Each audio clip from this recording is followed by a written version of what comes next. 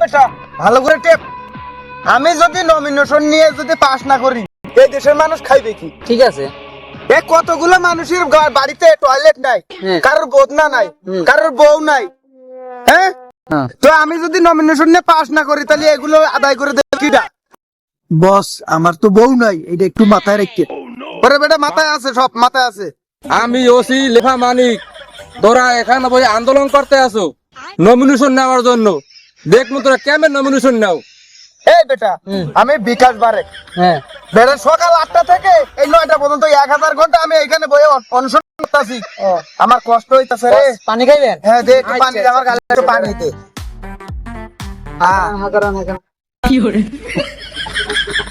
আমি আইতে আছি, দাঁড়া। এ তোরা এখানে কারা? তোরা এখানে কি করতে আসো?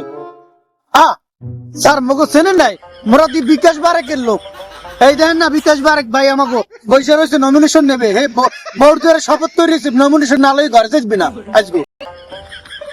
এই পিস্তাও যদি নিচে দৌড়ি সেরতে সেরতে উপরের দিকে উঠতে যাইবে।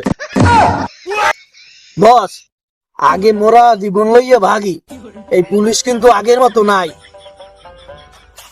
বস আমি কিন্তু বিয়ে করি না, এই নমিনেশন লাগবে না। আমার জীবনে আমি বাগি, আমার বিকাশের ব্যবসায়ী ভালো।